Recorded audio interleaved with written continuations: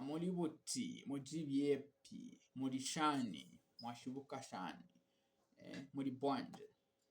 So today I want to talk about an issue I think which I usually encounter when I'm having discussions with my friends, and usually when I just find these discussions on TV, radio, and other media platforms. So the issue is in relation to the justice system, the ruling party, the opposition party, and just members of the public, and how the discourse goes. So you find that when there are these discussions, people who have never been in politics, they just see things from afar. And they will tend to say, how come other people are not being arrested? How come only these people are being arrested?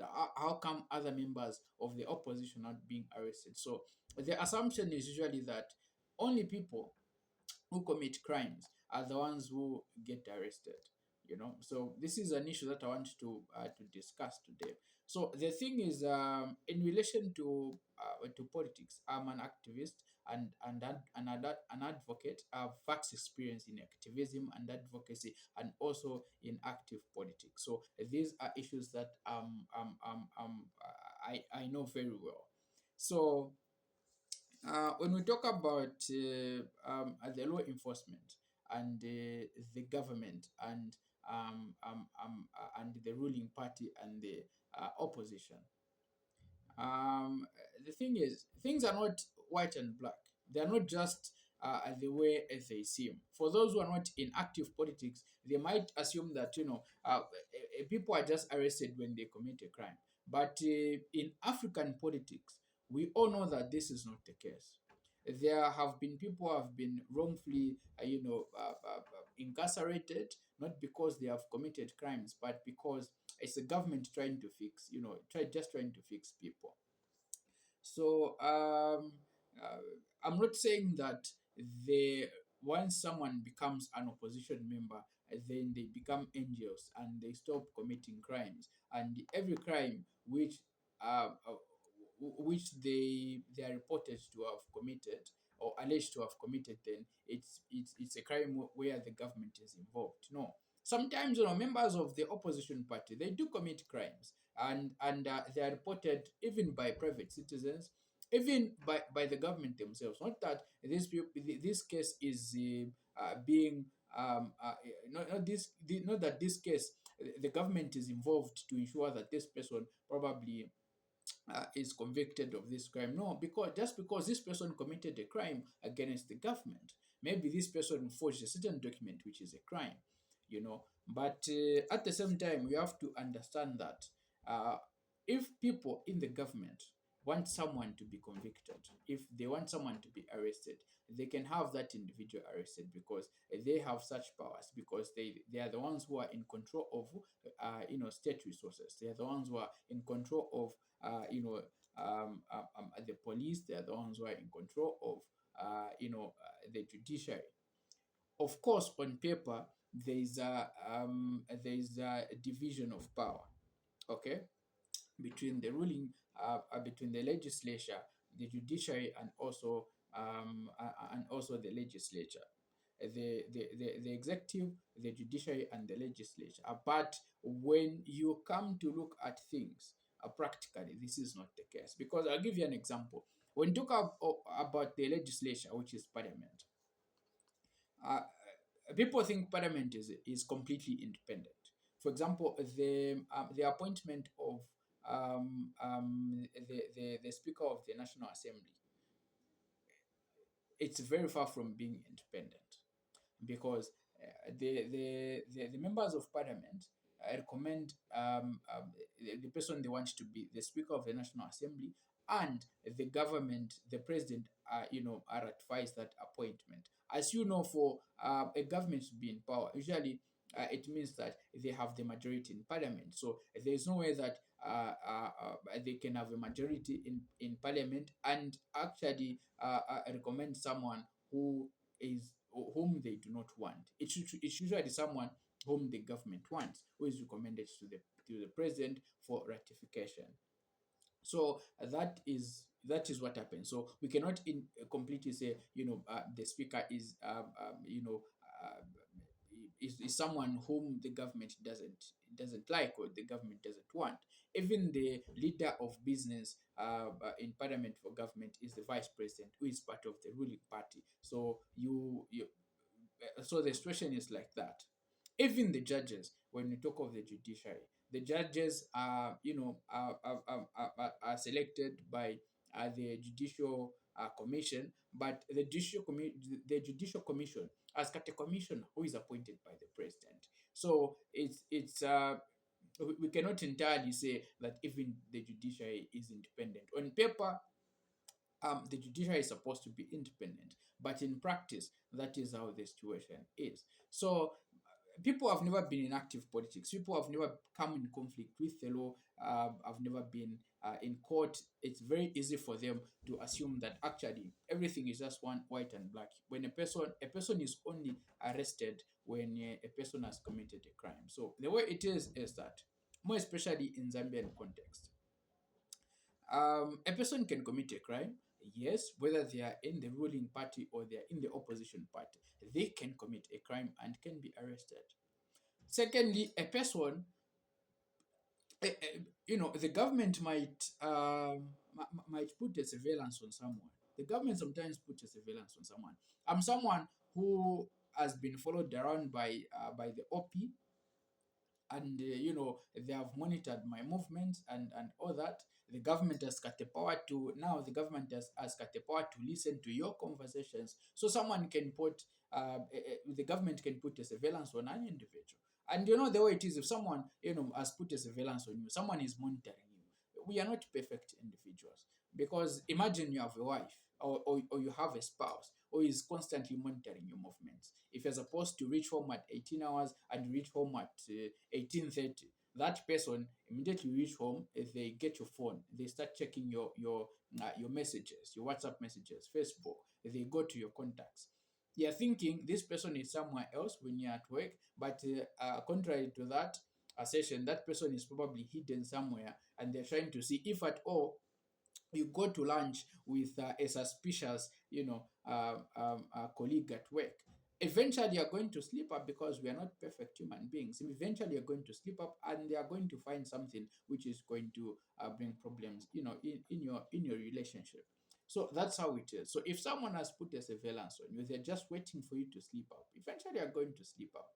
Most of us have done some things uh, which, if at all we were sued and taken to court, we could have been convicted. But we decided to settle these things outside court. We call the aggrieved party. We harmonize the situation where compensation is needed. We compensated the aggrieved party, and the case was put to rest. But if there is there is surveillance on you, sometimes if you commit a crime, instead of having getting in touch with the aggrieved party so that you can harmonize the situation, government forces can actually get to the person who is aggrieved, compensate them handsomely, more than you can compensate them, and persuade them to take the matter to court, and you could be arrested like that and convicted, in some cases. So the government can put a surveillance on you. If not a surveillance, even a trumped up charge can be can be slumped on you. A false allegation can be slumped on you, and false witnesses can even come up when they're handsomely paid. We're talking about a country where 64.3% of the people are under poverty. So that is a possibility. So I'll give an example of between 1991 and 2001, in a country somewhere in Southern Africa. There was a person who was allegedly reported to have been having an affair with a president of that country. That person was arrested and was given a case of motor vehicle theft. By then, that case was bailable, but after that person was arrested, the law was changed to make that case non-bailable, and he spent some years behind bars. Not because the person was guilty of that motor vehicle theft, but because someone who was in high offices wanted to fix that person. So that can also happen if the government wants, if someone in government wants to fix you. So these are some of the things which happen. Sometimes even an odd case can be revisited. We are used to a situation whereby if a court has been settled by the if a case has been settled by the court, that case you forget about it because it has been settled. But if you are arrested, by some damn luck, you are arrested, and the government wants to revisit that case. Someone in government wants to revisit that case because they want to fix you. They can still revisit that case. We saw the case of JJ Banda, where an odd case which we all know that case was put to rest, and was put to rest, and JJ Banda that case was in the process of being revisited. So those are some of the possibilities which are there when cases are being handled, more especially cases which have where political individuals who are in politics are involved, more especially where there's a government and also people who are providing checks and balances. Of course, sometimes people say, okay, if this person is innocent, let them prove themselves in the court of law that they are innocent. They'll be found, they'll be found innocent. People say that as if that's just an easy thing, just being arrested, and also being sued and being sent to court is just an easy thing that you can do on a regular Monday.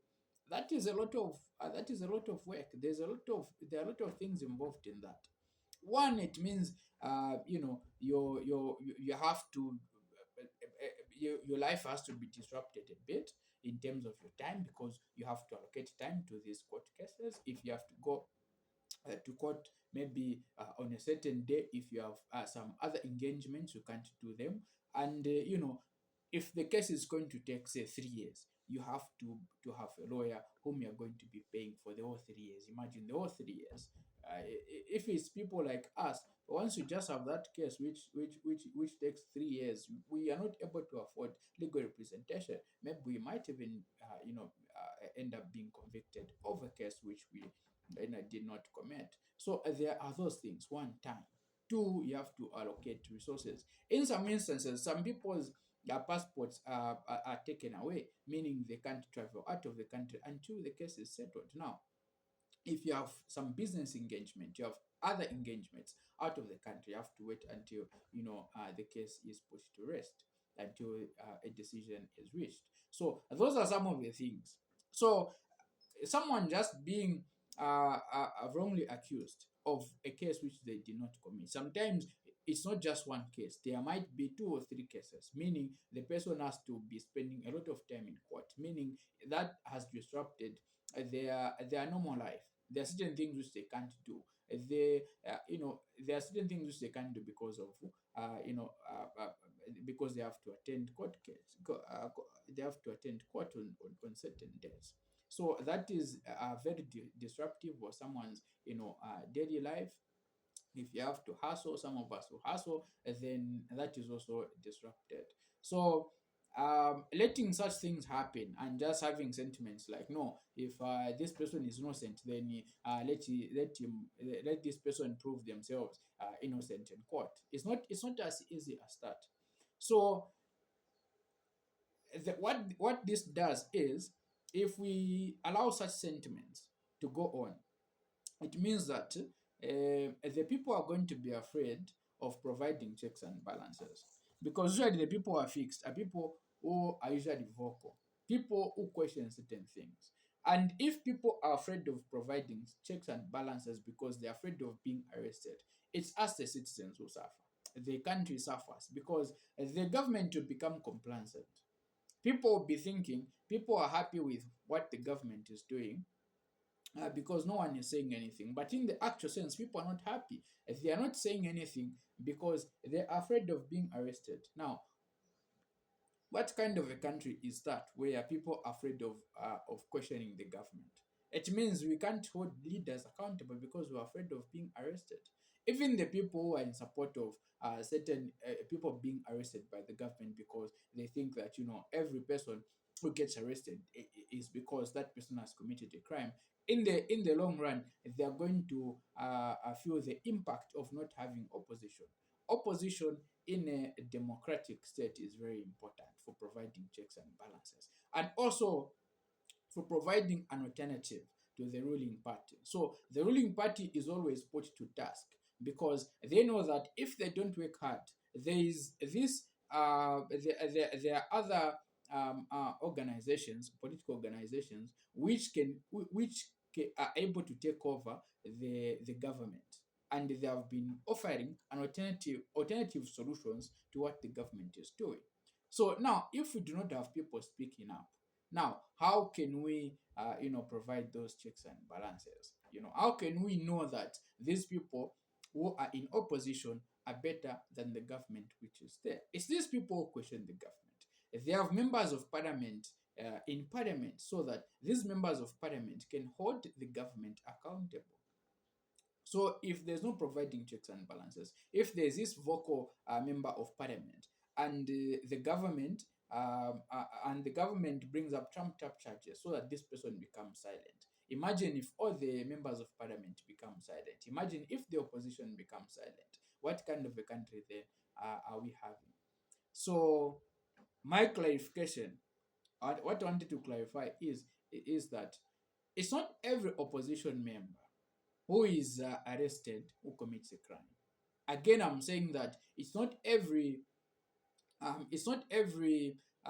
opposition member who is arrested where the government has cut a hand, but most of the times the government has cut a hand. Because I'll give you an example. There were people in PF who held several positions, various positions. Others held ministerial positions. Others just held, you know, they held other positions. Those people remained when the PF lost power. Those people who continued to be very vocal. Most of them are either facing charges in court. Or they have left the country. They have fled the country, or they have been convicted. But those people who decided to align themselves with the current government, some of their cases were thrown out. They had a nolle prosequi, or the cases were just thrown out like that. So the example is there. So my question is, look, if you think um, every person who is convicted, more especially people who are in politics, it's because of people who are vocal like us, who are activists and advocates, is because they have committed a crime. So are you saying that when UPN was in opposition, we are the people who are speaking against persecution by the government? So are you saying that when UPND immediately came into power, and then UPND members all of a sudden became angels and stopped committing crimes, and the PF government, people who are in the PF, who were in the PF government, all of a sudden stopped being angels and they became lawbreakers? Is that what you're saying? Apparently that's not the case. So you have to understand that politics are not white and black. It's not as you think. There are forces behind certain cases. So as a people, as citizens, our job is to ensure that the ruling party or the government is not unfair towards the opposition, because we need the opposition.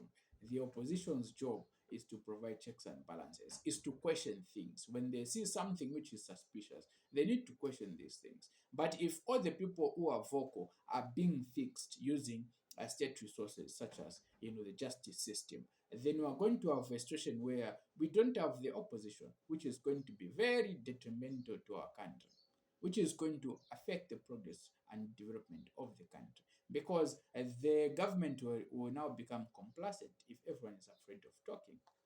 So the way it is that um, the government has got the power to do that. People in government have got the power to even make false allegations against someone, and someone can even be arrested.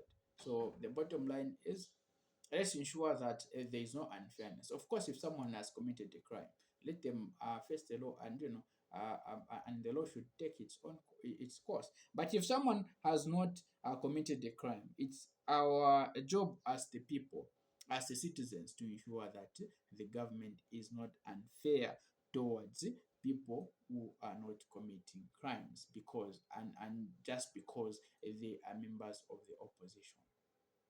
Okay, thank you very much. That's what I wanted to say. Follow my page for more clarifications. Thank you.